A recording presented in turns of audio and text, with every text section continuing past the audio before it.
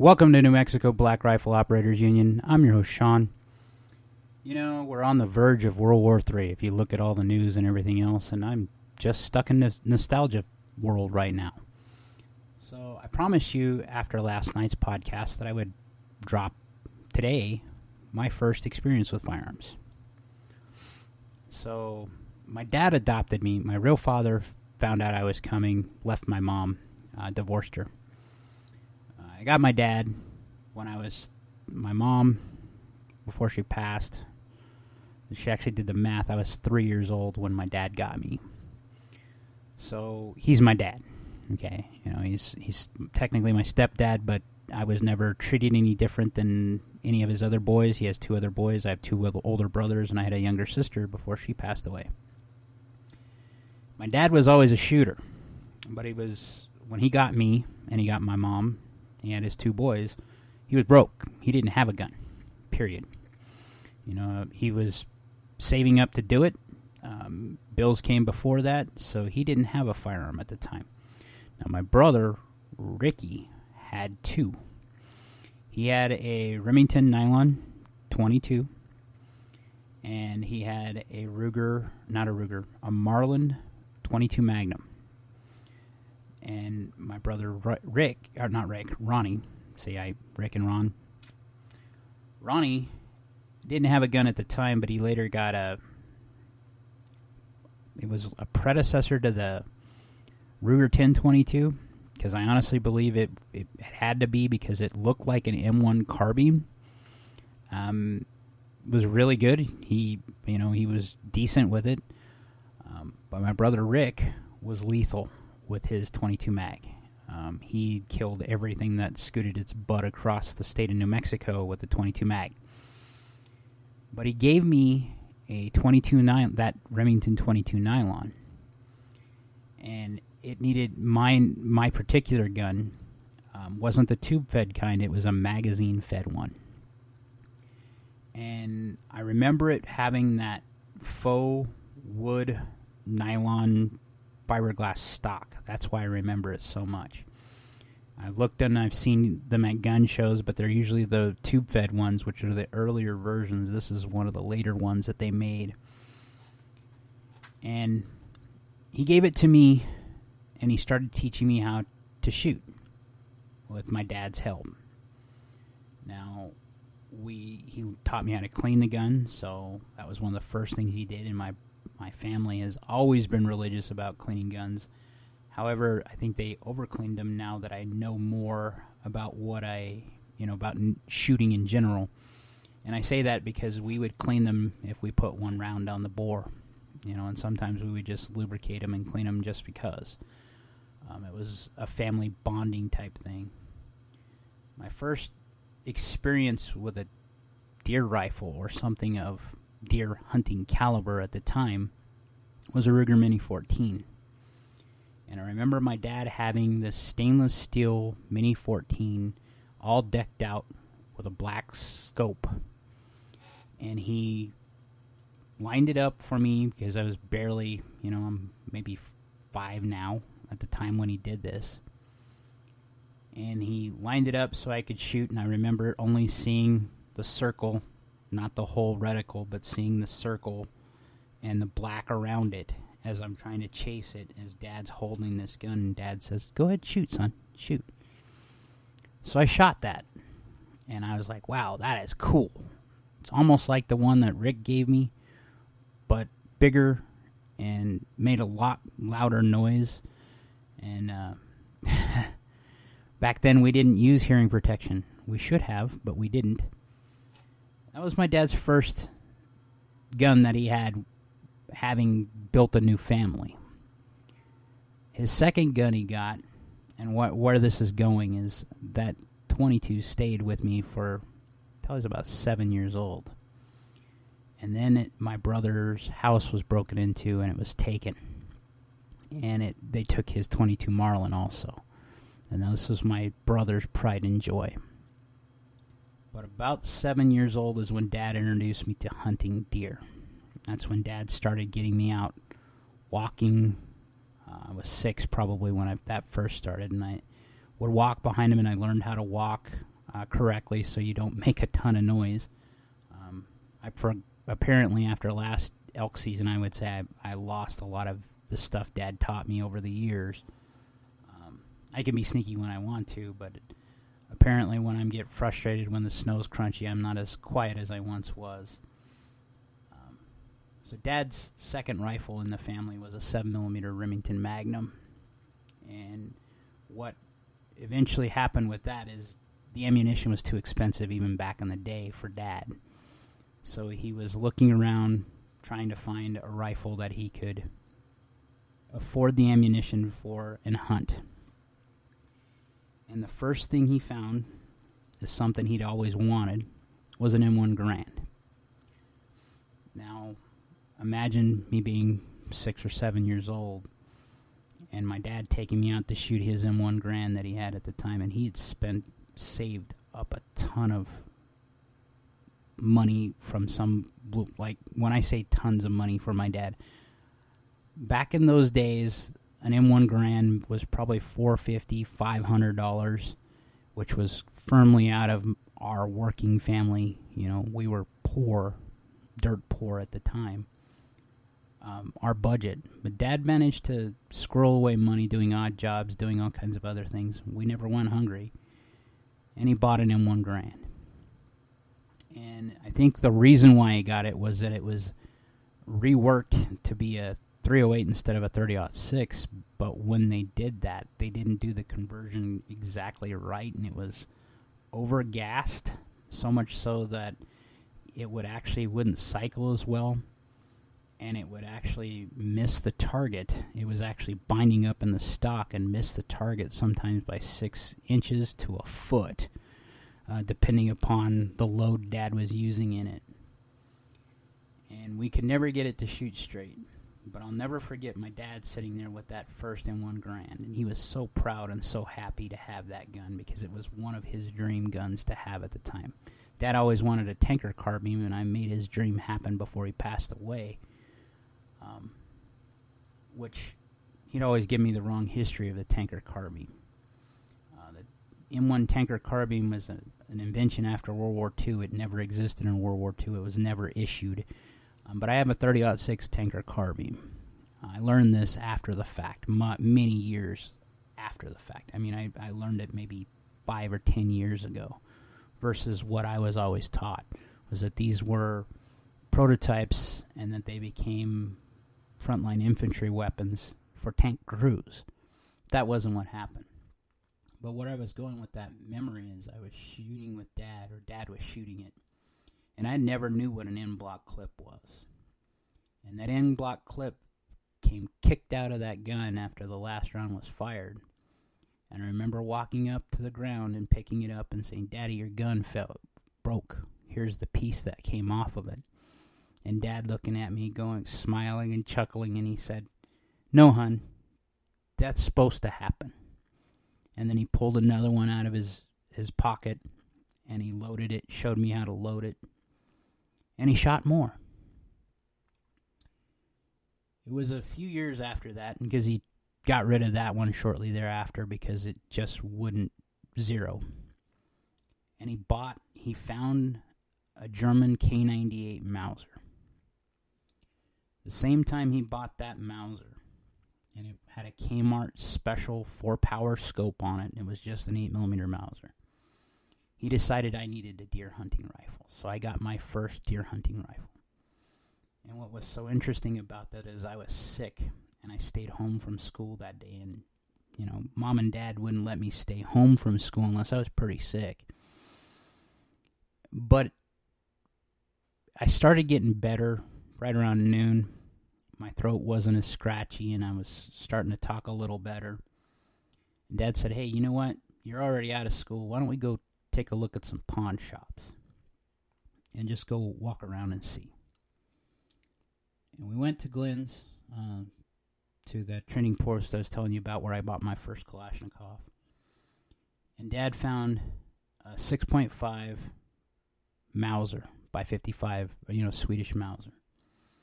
And he was really about to pull the trigger on buying it for me. He was going to have it set aside. It was like maybe $100 back then. And it was sporterized. It wasn't all original.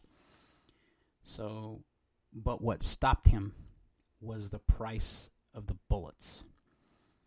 He went to look at the price of ammunition for that 6.5, and the first thing he found was, holy moly, the only company that made it was Norma back in the day. And back in the day, I'm 46 now, so I was 6 or 7 then. That's damn near 40 years ago. Norma ammunition wasn't cheap. It was the best of the best back then. And we were hand loading for anything we were shooting, even the 5.56 or the 223 that Dad had when he had his Mini 14. And he's like, well, let's keep looking. So we went to this little hole-in-the-wall pawn shop downtown Farmington called Farmington Pawn Shop. And we walked in, and Dad saw this Spanish 7mm Mauser. And it had been ugly as hell. It would have been painted, but the paint was starting to flake off of the metal. So it was, part of it was in the white, and part of it was, painted matte black. And the stock had been sporterized, and Dad looked at it and said, you know what?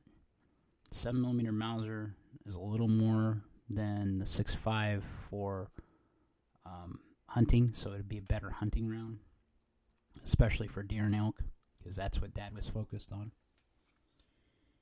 We went around and looked at a couple different places for ammunition. We went to his favorite place was Ross's Sporting Goods downtown Farmington back in the day. Phil Ross was a very nice man. He's the one that made my 8mm Rod 6.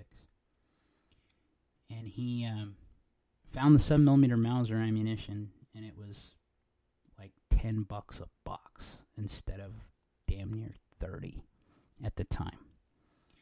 And Dad's like, okay, we're going to go back and we're going to see what I can do about that 7mm Mauser. And I'm excited because, hey, I'm getting a gun, and I'm sick. I'm getting to go roll around with Dad to go to gun stores.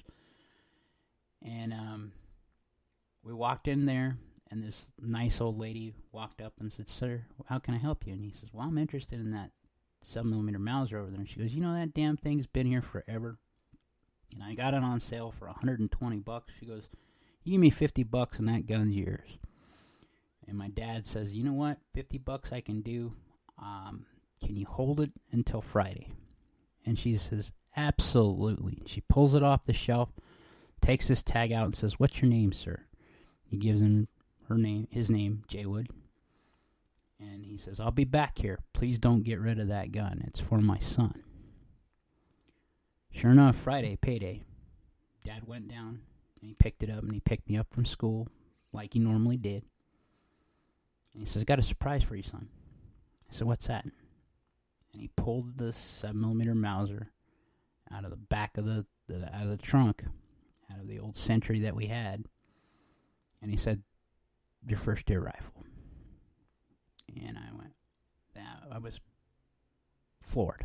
I was excited.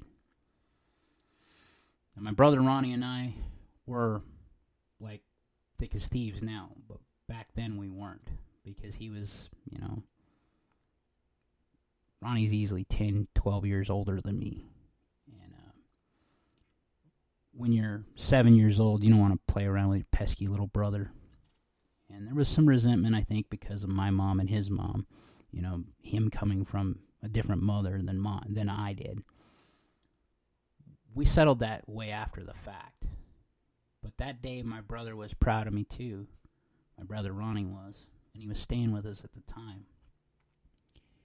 And he went down and bought some matte black paint. And he asked Dad, can we make this gun look a little better for Sean? And Dad says, sure, why not? It already looks, it isn't the greatest looking gun anyway. What can you do wrong? So Ronnie stripped the gun down to its bare parts, took it outside, stripped the paint off what was left of that old paint, made sure it was dry and ready, and then he shot the paint for me. And the gun looked pretty damn good, before he put it back in his stock. And then my dad looked at the stock and he said, hold that rifle up. Now, mind you, this rifle didn't have a scope on it. It was the carbine version of the 7mm Mauser, so it's a little shorter, which fit my stature at the time. But when I held it up, it was just a little too long. So my dad took it, and he took the butt plate off of it, the metal butt plate that was on it, and he cut it down about an inch and a half maybe. And he had sized it up to me before he did that, and then he cut it down, and my dad was an excellent craftsman, is the best way I could put it.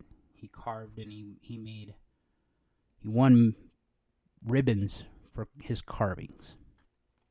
And if you know anything about a Mauser, if you cut that much off, the metal butt plate that's on the back of a Mauser, because that's what they did, is they just whacked the front end of the gun off, the stock anyway.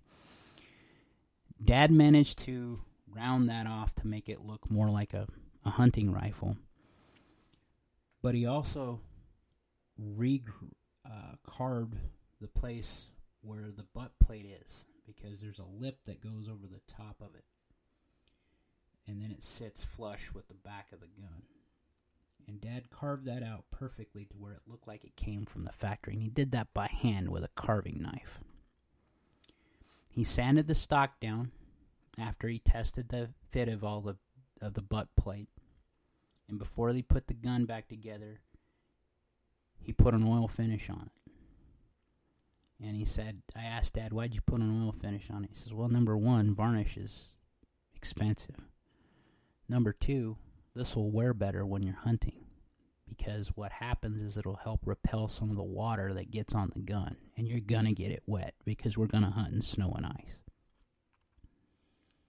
So that was my first deer rifle, was a Spanish 7mm Mauser. And then I hunted with that for exactly one deer season. And on one of those expeditions that my dad did to kill time after work, he found at Ross's Sporting Goods the 8mm Mauser that I have in my gun safe to this day. And it is now an 8mm 06. But when I got it, it was a Sporterized K98. And Phil Ross had it. And I think he wanted $125 for it, $125. And Dad put it on layaway. He didn't tell me. He showed it to me one time. And when I went to Phil Ross's, he said, what do you think about this rifle? I said, man, that's really slick. Because I liked military surplus. I wanted Dad's 8mm. More so, I wanted Dad's 8mm blonde laminate stock that was on his rifle. That stock is on my 8mm 06. Dad gave it to me as a gift later on when he changed his stock on his 8mm 06. And I think he did that for me. But my 8mm 06, that was the first evolution of it, was I got this K98 with open sights.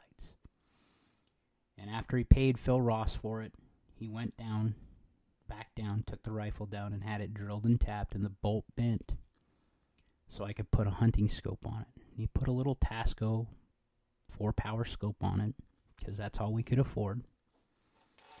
And I hunted with it for 2 years. And then New Mexico law changed. And we had to do lottery hunts instead of buying our license over the counter. And luckily we drew that first year and we went down to Cuba. And hunting with an 8mm Mauser when your shots are going to be 300 to 600 yards at best in some places, I kept saying, Dad, I don't know if I can do this with this rifle. And Dad says, oh yeah, you can. You've done 600-yard shots when we're on a shooting bench. You could do that. I said, yeah, Dad, but there's a lot of open country here.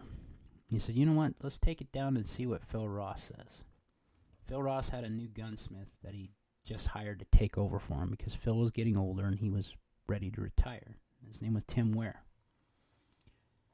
And he said, Phil, what do you think about turning this into an 8mm 06 like mine? Because that's what eventually Dad did to his 8mm that he bought back then. Is he turned it into an 8mm 06. I now own that. I inherited that rifle also. And Phil says, you know what, that'd be easy to do. We still have the reams. And he said, hey, Tim, what do you think? You want to make an 8mm .6? And Tim said, hell yeah. I've not done that, and that sounds like it'd be an interesting gun. I want to try it. So I was one of Tim Ware's first guys at building kind of a custom rifle. Now, mind you, the reason why we built custom rifles like that was to get better performance, to get more velocity out of that big .32 caliber bullet. But also, we couldn't afford the 270 or the 30-06s.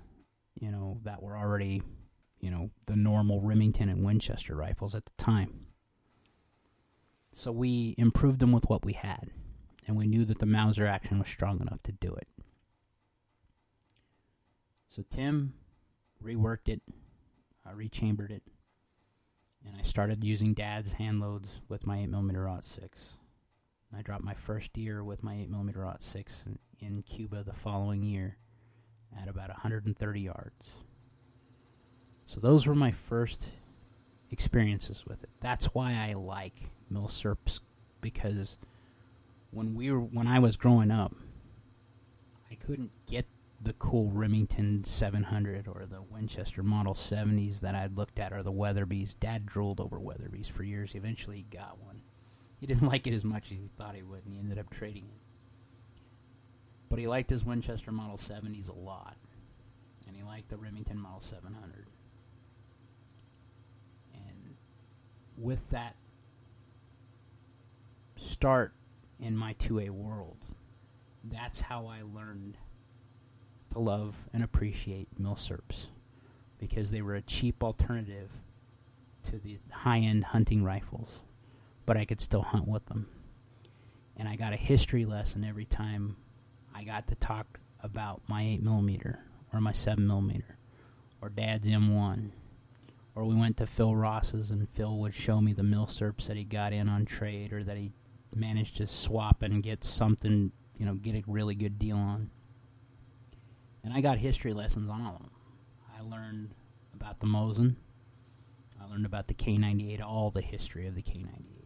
I learned about the 1903 Springfield. I learned about the Spanish 7mm Mauser.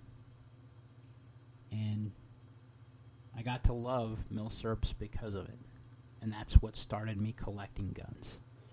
There was a point in time that an 8mm Mauser, when I was always looking for an original K98 Mauser. Dad found a Yugo that was original K98. But to me it was, and he got it for me. That was my third rifle. And I swore up and down that I wanted a real German one. German K98. Because I had a K98, a Mauser, a German Mauser. But I wanted one in a full military stock. That's what Dad called it. An all-original one. Eventually I traded that third rifle to my dad for the 270 Mauser that Dad had. It was a Mauser, a Voré Mauser, that was custom made some way back in the day, in the 60s. For they were taking the K98s and sporterizing them, putting them in better stocks, look like Remington stocks with like Remington type safeties. It looks like a very modern hunting rifle for the day and age, and I still have that in my safe. I traded that full military Yugoslavian that Dad turned into an 8mm .6 and sold to one of his friends. But that's what started it all. That's what got me into the 2A. Was a Remington nylon 22 and a Spanish 7mm Mauser and a German K98 that's still in my arsenal right now. Later on, Dad would find an Arctic Mauser trigger ring to put on it because my hands have always been cold when I'm hunting. So I could hunt with gloves, and I learned how to shoot with gloves. And I love that rifle more than I love a lot of things. It means a lot to me. There's a lot of sentimental value in that because of what my dad, my brothers, what history my family has in that. And that's why I'm so tied up in the 2A. So like, share, subscribe, and I hope you enjoy the story of my first run-in with guns. And be great.